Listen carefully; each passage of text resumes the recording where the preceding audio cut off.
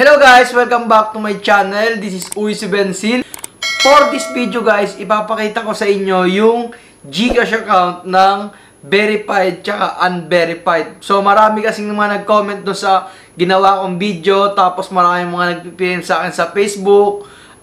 Dito guys, ginawa ko tong video na to at the same time para sabay-sabay ko na rin kayong masagot dun sa mga nag-PPM sa akin. Ayan, ito para meron kayong babalikan. Ipapakita ko dito guys kung dun sa mga GCash account na verified, fully verified. So, bibigyan ko na rin kayo ng idea kung bakit yung iba dyan hindi nakakapag-send sa KKB gamit yung kanilang mga GCash. So, kung bakit ba kayo hinihingi ng verify guys, bibigyan ko na kayo rin ng konting idea kung bakit hindi kayo nakapag-send. Pero, syempre, bago natin to guys simulan, gusto ko muna magpakilala.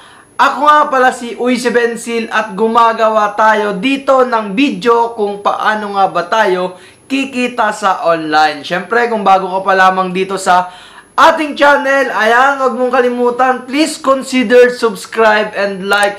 Click mo na rin yung notification bell para ma-update ka dun sa mga bago nating uploads. Tara, simulan natin guys pagkatapos ng intro.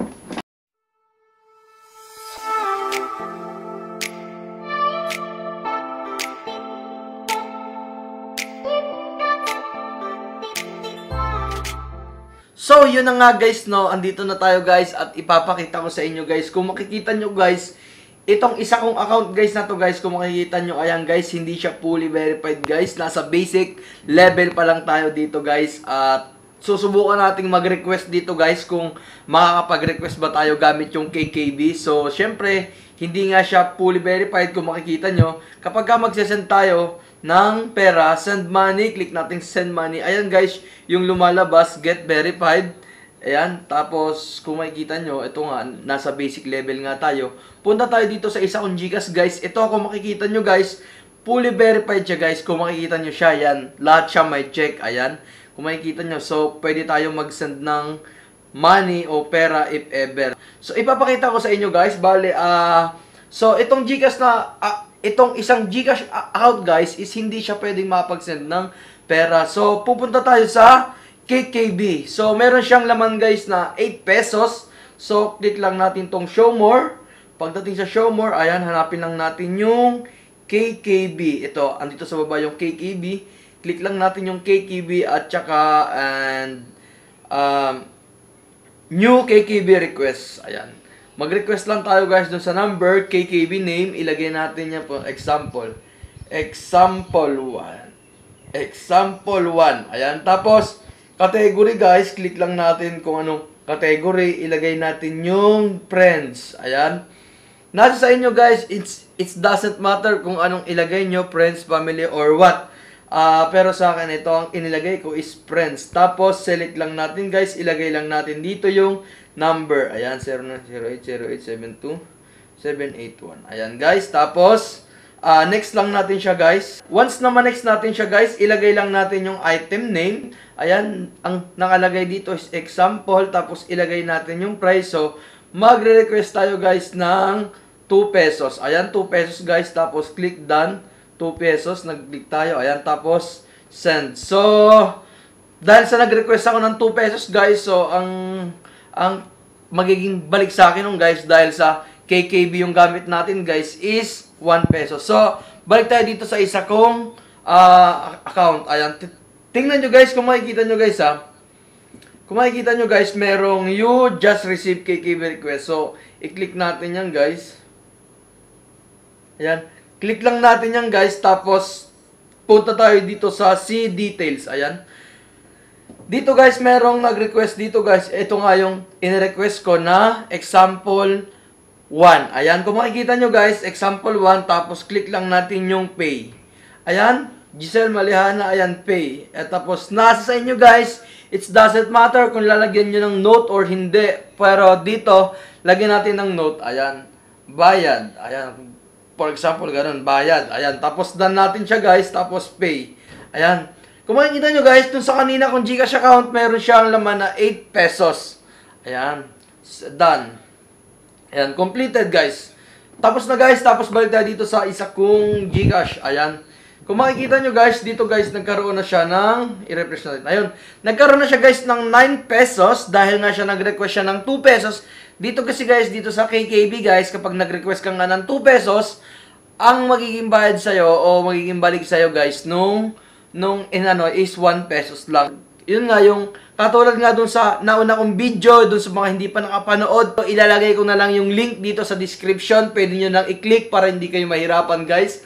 Ayan guys, kung makikita nyo, nagkaroon na ako ng balance na 9 pesos. So, ang subukan naman natin guys, kung ito namang isa kong GCash account na verified account, ang magre-request doon dito sa unverified. So, makakapag-cash out ba tong unverified or hindi?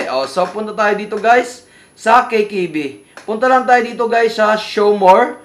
Ayan, kung makikita nyo, nandito tayo Show More. Tapos, hanapin natin yung KKB at saka New Request. So, tapos, ilagay lang natin example 2. Ayan, example 2 category. For me, friends pa rin ang ilalagay ko. Tapos, ilalagay ko lang yung number 0907 0976 0222 5753. So, done natin. Tapos, next lang natin guys. Tapos, name, example pa rin natin. Example 2. Ayan, tapos price, ilagay natin dito 2 again, tapos done. Next lang natin guys, at napag-send na naman siya guys. So ayan nga guys, napag-send na naman siya ng subukan natin kung mababawasan ba ng 8 pesos. Guys, nag-request ako ng 2 pesos dito guys pero bali, ang laman nito guys is meron siyang 9 pesos, pero ang mababawas lang talaga dito, dun sa may nag-request sa akin ng 2 pesos is 1 pesos. 1 pesos lang din yung darating. So mag-a-adjust lang kayo guys. At punta tayo dito sa message. Ayan. You just received a KKB request. Click natin. Tapos, see details lang ulit guys. Kung makikita ninyo. Ayan. Tapos, meron kayong makikita. Ayan, si example 2. Nag-request siya. Ang na-request ko 2. Pero, ang nandito guys is 1 lang. Parang ganun lang. Mag-adjust lang talaga kayo. Pay, PHP. Ayan. Tapos, pay. Nasa sa inyo kung pwede nyo, sabi ko nga na depende na lang sa inyo kung gusto nyo lagyan ng notes. Ayan, sige dito, huwag natin lagyan ng notes, pay natin. Yun. Pagka naka-pay niyan guys ng ganyan, antayin lang natin ng konti. Ayan, done guys, kung makikita ninyo guys. Nag-done na siya guys, kung makikita ninyo. Yan, tapos na tayo, napagbayad na tayo kay example 2. At ang natirang balance natin guys is 8 pesos na lang yung natira nating balance. At dito guys, kung makikita ninyo, punta tayo dito at kung, dun sa request mo, ayan, kung makikita niya, binayaran ka niya na ng request dun sa ayan, nag-paid na siya guys. Yung guys, ganun lang kadali guys. At dun sa mga nagtatanong guys kung bakit hindi ba sila nakakapag-send ng pera sa guys, eto na nga guys kasi ang dami nagtatanong sa akin, Lods, ba't ako hindi ko magawa? Pinanood ko yung video mo, inulit-ulit ko. Lods, bigyan kita ng tip, Lods, kasi ganito yan. Siyempre, nagpapa-verify ka kapag ka under review yung iyong GCash account. Siyempre nga, dahil sa gusto nating ma-verify o ma-fully verify yung ating mga GCash account, so, under review siya, diba? So, kapag naka-under review siya, guys, hindi nyo magagamit yung KKB. Based on my experience, guys, hindi ko sure, pero dun sa mga nagtanong sa akin, dun sa mga nag-comment, dun sa mga nakausap ko rin, nakita ko sa kanila halos lahat sila is naka-under review, kaya hindi nila magamit yung KKB. So, better guys, kung gagamitin nyo tong si KKB guys, is wag kayong mag-apply o wag kayong magpa-verify. Kasi kapag naka-under review kayo guys, dito, hindi nyo magagamit si KKB. So, sana guys, dito for this video, meron kayong mga natutunan guys, at kung gusto nyo kumita guys, katulad ko, kumita ako sa online dito sa mga pre-app. Ilalagay ko yung link dito sa baba ng description. Mamili kayo dyan kung anong gusto nyo. Yan, puro legit yan guys. At pinaka number 1 kong recommendable guys is yung si CryptoTab. Yun nga guys, hanggang dito na lang tayo guys. At kung nakatulong ako sa inyo guys, please consider subscribe, like, at click mo na rin yung notification bell para ma-update ka dun sa mga bago nating uploads. Bye! See you next vlog!